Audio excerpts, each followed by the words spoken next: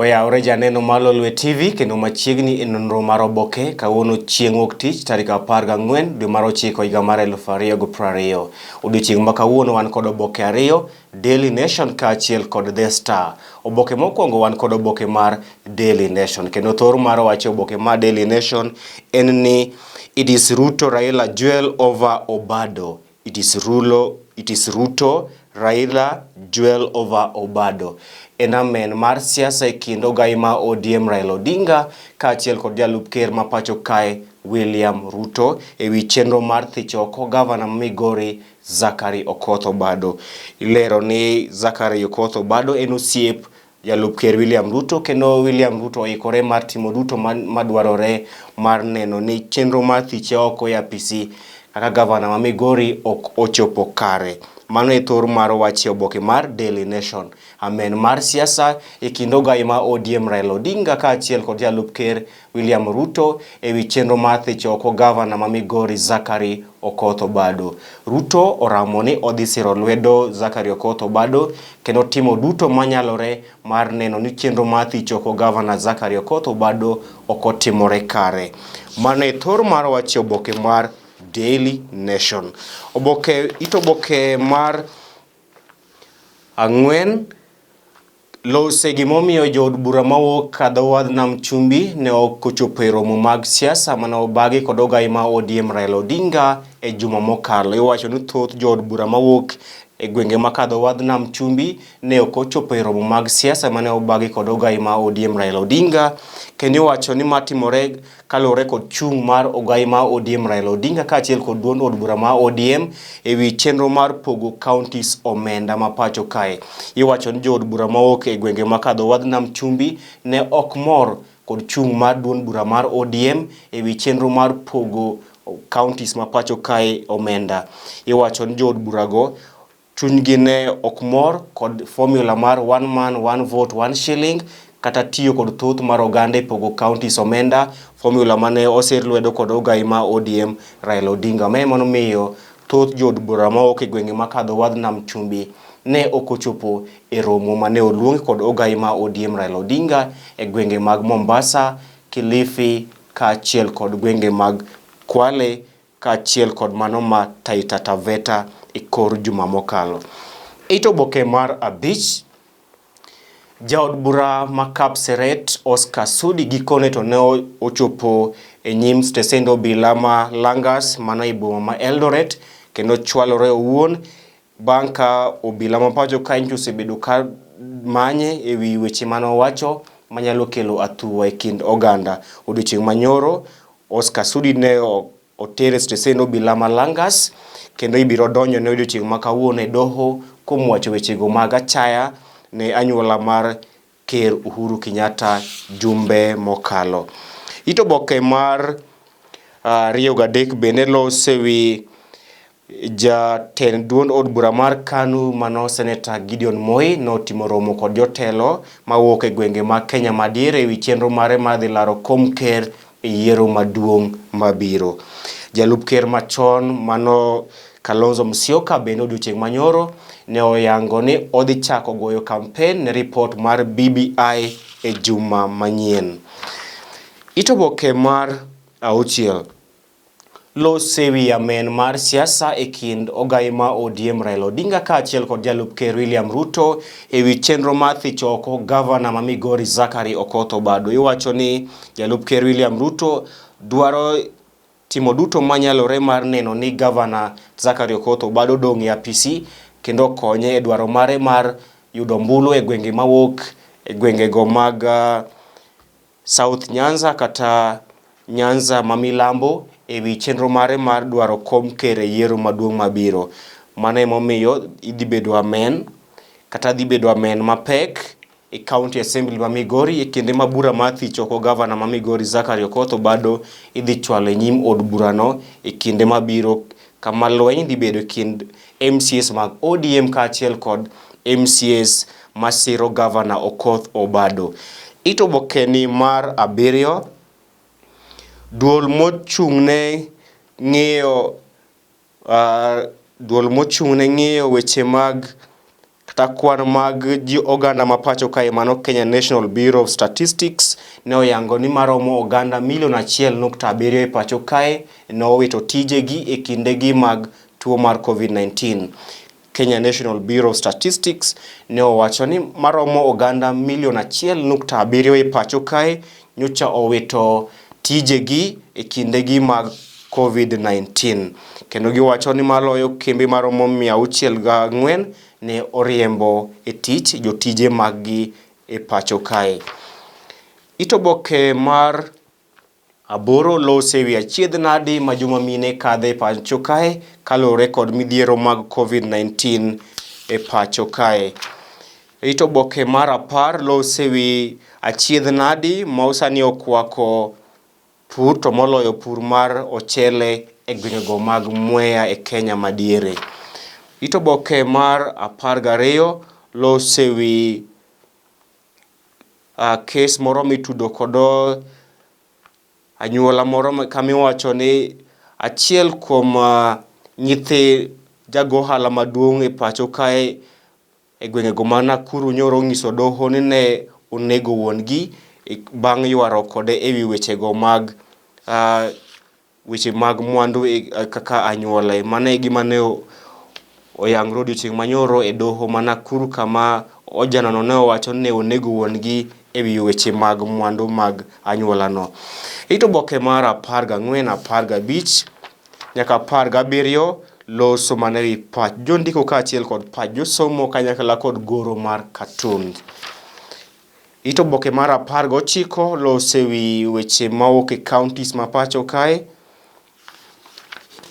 Itoboke mar 20 bende lose weche mawuok e dho wadh nam chumbi kama jaod bura ma Kilifi manyandwat mano Owen Baya ne ok mor kod weche mane owachi kod gavana ma Mombasa Ali Hassan Joho ni gwenge ma kadho wadh nam chumbi ok odhier. Gino ne ok omoro mokalo jaod bura ma Kilifi manyandwat Owen Baya mane ochayo mokalo Joho kuom wacho ni oganda go mawuok e gwenge ma kadho wadh nam chumbi ok odhier e pacho kae. Joho nowacho magi e kinde romo mar BBI mane otelie kod ogai ma ODM Raila Odinga.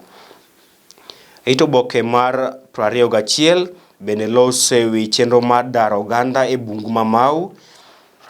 Itoboke ma 22 gin weche mowuok e pinje maoko kama loso mana e wi campaigns e piny mar Amerika motelo ne yiero maduong' mar kom ker e pinyno mar Amerika. Oboke mambalang' mar Higher Education malose wi weche mag somo to moloyo e ute mag somo mamalo mapacho kae kaka mbalariany kaachiel kod colleges benie oboke ni mar Daily Nation.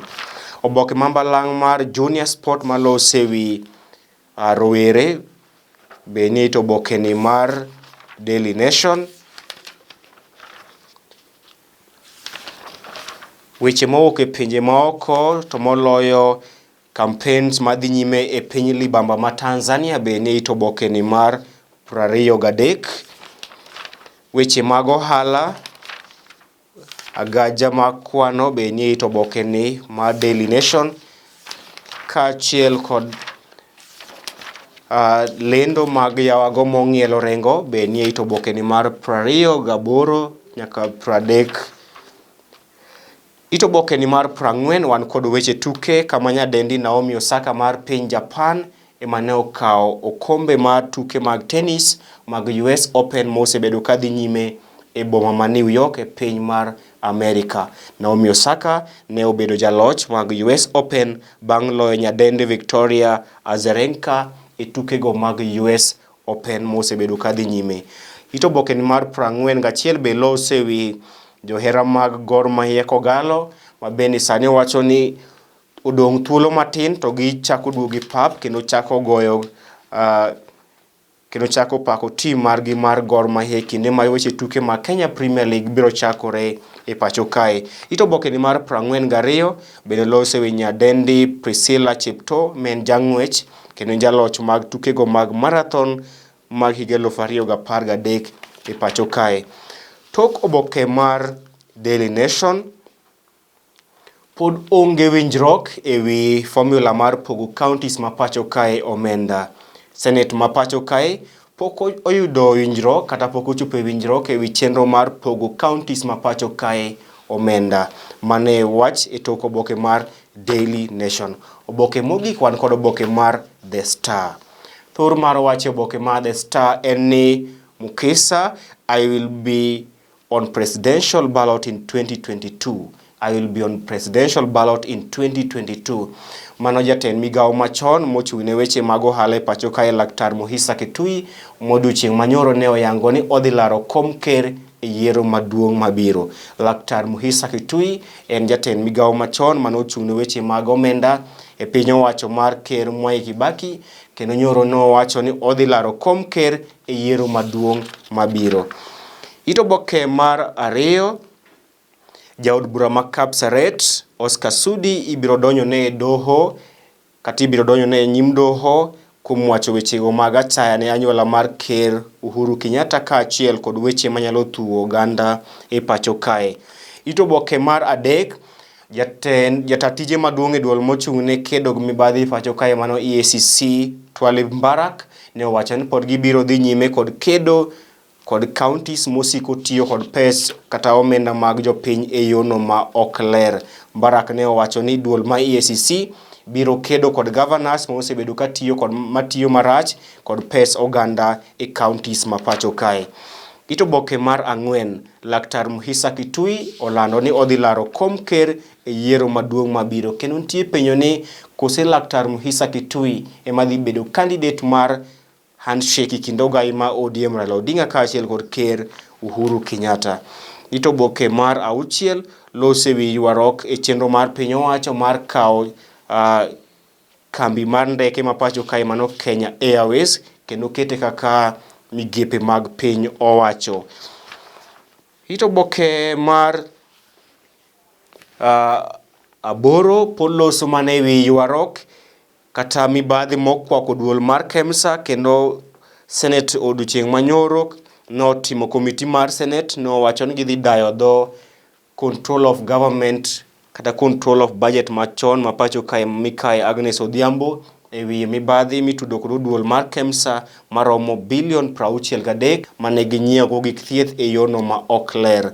Mano ni itoboke no mar ang'wen kama komiti mar od bura mar Senate dhi dayo dho control of budget machon ma pacho kae nyadendi Agnes Odhiambo e wi mibadhi mitudo kod duol mar KEMSA maromo omenda bilion 63. Itoboke mar apar, lose wi ywarok e kind County Assembly ma Narok kaachiel kod migawo mar limbe e pacho kae e wi kar neno le mag bungu mar Masai Mara. Itoboke no bende lose wi Vice Chancellor ma mbalariany mar Technical University ma pacho kae mano migosi Francis Aduol mane oyier kaka jakom riwruok mar mbalariany duto ma e pinje mag Commonwealth e piny mangima. Vice Chancellor Francis Aduol mar Tuk University ne oyier kaka jakom riwruok mar mbalariany duto mag pinje mag Commonwealth e piny mangima.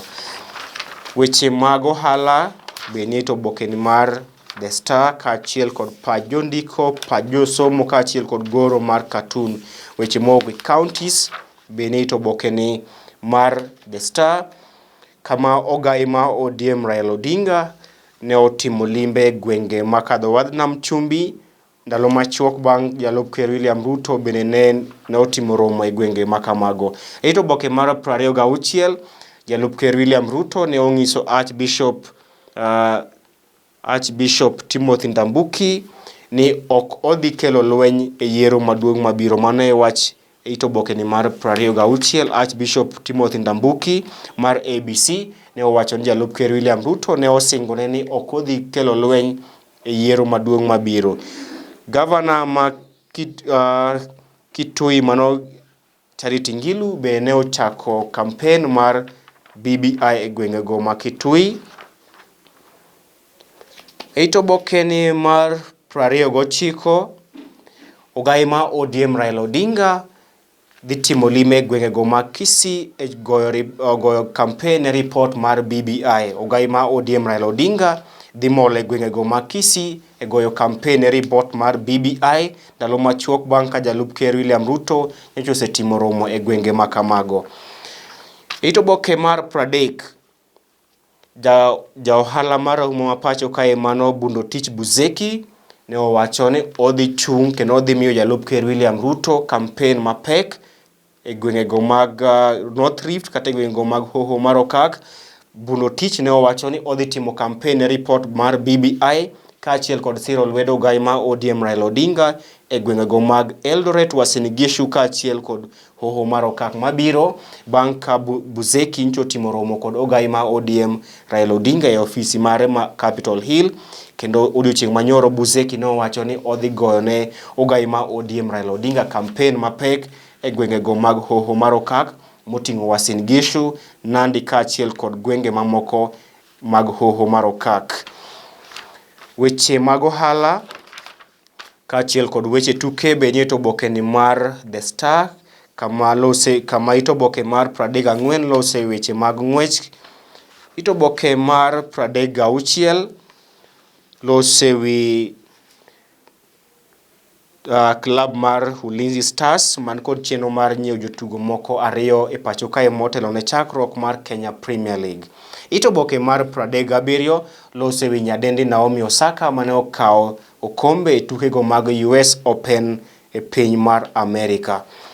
Ito oboke mar 36 jatugo mar Crystal Palace mano Wilfred Zaha ne onyiso club no mondo miye thuolo mar wuok e club no kendo riwore kod clubs mamoko matugo tuke mag UEFA Champions League. Ito oboke mar 36 bende jaloyo mar Arsenal mano Alexander Lacazette ne owacho ni club mar Arsenal kod geno mar timo maber kendo kawo okombe e season ni mar 20 kod higa mar 21. Lacazette ne owacho magi bang' ka ne gichwado Fulham gonde 3 kuom lengthi e giko odira mokalo. Ito oboke mar 39 be loso mane tugo mane obede kind Leeds United kaachiel kod Liverpool kama ne gimiyo Liverpool ochwero luya mokalo e tukgi mokwongo mar season. Ito oboke mar The Star pod loso mane e tuke mag English Premier League mane obagi odiochieng' manyoro kama Leicester City ne orodho West Brom e tugo margi mokwongo nyaka ne giduogo e league maduong' mar English Premier League kowuok e league ma piny mar Championship. Goals mag Leicester City ne oloko jatugo Jamie Vardy. Jahera malo Lwe TV ne alidha moko kuom thuond weche oboke mago makawuono. Ibed godiochieng' makare. Nyinga Chris Owino.